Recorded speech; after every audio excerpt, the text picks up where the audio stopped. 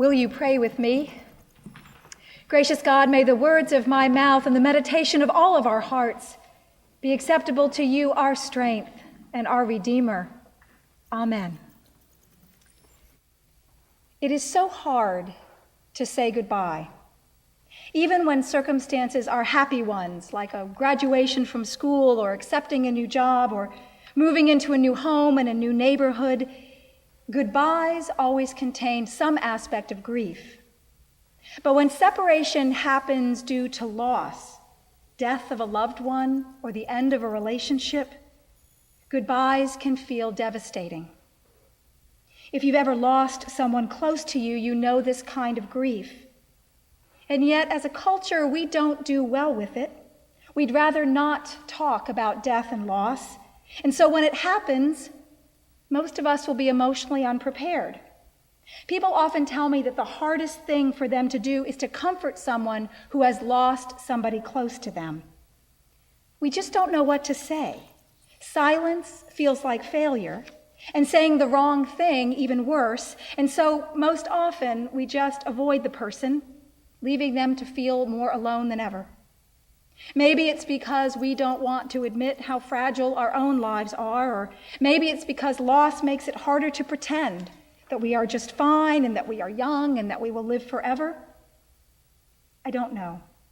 But I do know that if you are human, you will experience loss.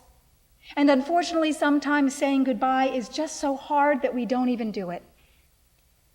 The gospel story we read this morning is a continuation of one we read last week, and it is all about a hard goodbye. It's the night before Jesus is killed, and he knows what's coming. He tries to prepare his friends to deal with his loss and to find hope and strength when he's no longer with them. And it's proving a very hard thing to do.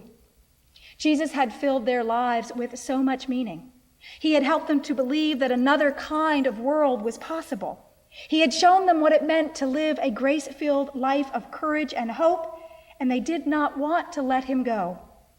He was their friend, and without him, all they could imagine was emptiness. This story of loss that we share today is an interesting juxtaposition with the national holiday that we celebrate this weekend, Memorial Day. For actually celebrating Memorial Day is kind of a weird way to put it, because despite the fact that most of us will mark this occasion with a barbecue, this holiday is actually all about loss. Memorial Day began almost 150 years ago when our nation was mourning the unimaginable loss of life caused by the Civil War. So many soldiers from both sides were killed on the battlefield and never given proper burial. Some never even recovered. And so communities on both sides came together in the midst of their grief to honor the lives and sacrifice of those who fought and died, to remember them. And since then, this remembrance has become a time to remember all loved ones who have died, and also to remember that the loss caused by war extends far beyond the casualty list. War creates concentric circles of loss. As Jimmy Carter, the only president never to get us into war, once said, "War may sometimes be a necessary evil, but no matter how necessary, it is always an evil, never a good. We will not learn how to live together in peace by killing each other's children." Much of the loss that war creates and the toll that it takes on soldiers goes far beyond the battlefield. The mental and emotional burden that soldiers carry home with them is one example. The battle is not over when they return home. Suicide rates for veterans are rising, and they are an awful reminder of this. Statistics tell us that in 2013, an active duty or reserve soldier took his or her life every 18 hours. And while families of soldiers killed in combat will always live with the devastation of losing a loved one, family members of servicemen and women who commit suicide have a special kind of grief. They cannot frame the death inside a heroic story of sacrifice, but must cope with knowing that their loved one's body returned home safely, but their mind and spirit did not. The The surviving family's sense of guilt and confusion and anger is often very hard to bear. One theory of suicide associates 3 factors with the cause of death: feeling you don't belong, feeling you are a burden to others, and having the capacity to overcome our natural human fear of pain or harm. Eventually, the experience of social isolation and alienation for the person is so strong, they believe that the world and their family and friends would be better off without them, that it overpowers all other feelings. Often, surviving families are left wondering what they could have done. Their sense of helplessness magnifies their grief. Andrew Solomon, who is the author of The Noonday Demon, an atlas of depression, offers an approach. He writes, "So many people have asked me what to do for depressed friends and relatives, and my answer is actually quite simple. Blunt their isolation. Do it with cups of tea or long talks, or just by sitting in a room nearby and staying silent, or in whatever way suits the circumstances. Just do that." Simply being there can be a lifeline. Yet sometimes that simple gesture can be so hard for us to do. Some people are blessed with a gift for it, but for most of us, it is terrifying. In pastoral care class, they actually had to teach us how to do it. Of course, being seminary, they had to give it an official name. It's called Ministry of Presence, and it means you just show up. When someone is in pain, you don't have to give an answer or fix it or say something profound or even speak at all.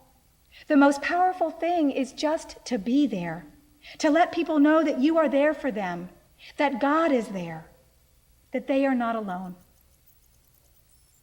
This is the promise that Jesus makes to his friends this morning.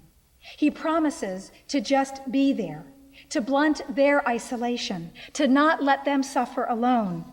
This presence is so important that he promises them that even when he is no longer physically with them, he will send an advocate, someone to support them as they continue on without him. This term advocate is kind of interesting.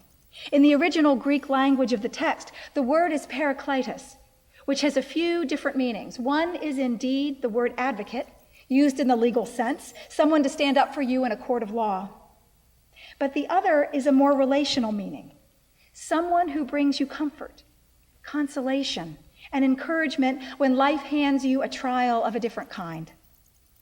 But both of these words derive their basic meaning from the idea of someone to come alongside another, someone to stand by me. Into a world where we so often feel on our own, this is a powerful promise. Too often when someone is going through a really difficult time, they pull back from the very people and places that could help. They stay away instead of connecting. I hear this in church all the time. I notice that someone's been gone for a while and I reach out to connect and they tell me that their partner left them, or they lost their job, or they've been struggling with depression, or they just couldn't bring themselves to come to church. They felt so badly about themselves. This pains me so much because of all the places you should be able to bring your most awful stuff, church should be it. When we are at our most lonely and our most afraid and vulnerable, when our lives are most messy, we should seek to be in a community that loves us just as we are. But way too often, churches aren't those communities. Instead, they are places where we feel we need to present only our best selves, which often means our false selves. So when we're not up to faking it, we stay home. So how can we, as a church, how can we as this very community change that? How can we become a place of authentic community where grief and loss are not something to be ashamed of, but where they can be shared, where they can be recognized as difficult but essential parts of our human existence? How can we become the first place people think to go when they are hurting rather than the last? Now I realize that the kind of human connection we're talking about can be scary, Being vulnerable with others is risky. Sitting with someone who is hurting is hard.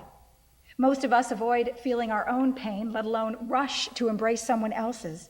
For all the reasons we talked about earlier, the discomfort, the fear of failure, the lack of words, we'd rather just keep our distance. That's the safe thing to do. But Jesus doesn't call us to play it safe. He calls us to take risks for love, to cross the boundaries that separate us and reach out in search of a true human connection. And he calls the church to be a place where that happens. He calls us to become a community of advocates, a community of the Spirit. To find the courage and compassion required to do this, it helps to remember that promise that Jesus makes in our gospel today. He promises that when we follow his commandment, which we might remember is simply to love one another, he will be there to help us do just that. When we reach out in compassion, he is there with us. When we offer to go for a walk with someone who's just lost his spouse, or drink a cup of tea and listen to a parent whose child is in rehab, or simply sit quietly with someone who is depressed or lonely, he is with us. Most often, the most meaningful things we can do for each other are the simplest. That's our ministry of presence. Jesus is present whenever we act as advocates for one another, whenever we stand by each other in time of trial, whenever we become conduits for the Spirit to work. And Jesus tells his friends that he will not leave them orphaned, that he is promising us too, that we are not alone. Whenever we follow his teachings of love, he is here, for he literally embodied that love. That is the meaning of the incarnation, that God came in human form to walk alongside us, to stand by us, to share our grief and our loss, and to remind us that we are never alone. This morning, I'd like us to take a small step toward becoming an authentic community of advocates, community of the Spirit, a place where we embrace the painful human messiness of grief and loss. In your bulletin, you'll notice there are blue strips of paper. As you feel comfortable, I invite you to name a loss in your life silently and to write it down. It can be any loss you are feeling now. It can be an old grief or a fresh one. It can be specific or larger. Just write it however you would like. Please do not put your names on these. These are anonymous. But just fold it over. During the musical meditation, the ushers will collect these in a basket and keep them at the back of the church. And then as we are leaving today, I invite you to take one from the basket. Just reach in and take whichever one you pick up and make a commitment to yourself that you will lift up this person's loss in prayer this week, that you will hold them in your heart and your thoughts. Let their loss touch you and pray for their healing. And know that someone is doing the same for you this week. The first step in becoming advocates for each other, in becoming part of this community of the Spirit, is to welcome, as Jesus did, the full range of human emotions into our hearts, especially the hard ones. Each Sunday during our time of prayer, we name this space that we are in as sanctuary, safe space, as a place where God is present in our vulnerability. And so as we are praying for someone else's loss this week and knowing that we are also being prayed for, the Spirit is present. Christ is with us. We are not attempting to fix the loss or have an answer for it, but we are moving beyond our fear of even naming loss and becoming a community where we practice and grow in our ability to just be there for one another. There is nothing more sacred or powerful than that. Jesus promised us that he would never leave us alone. When we become agents of his love, we never are. Amen.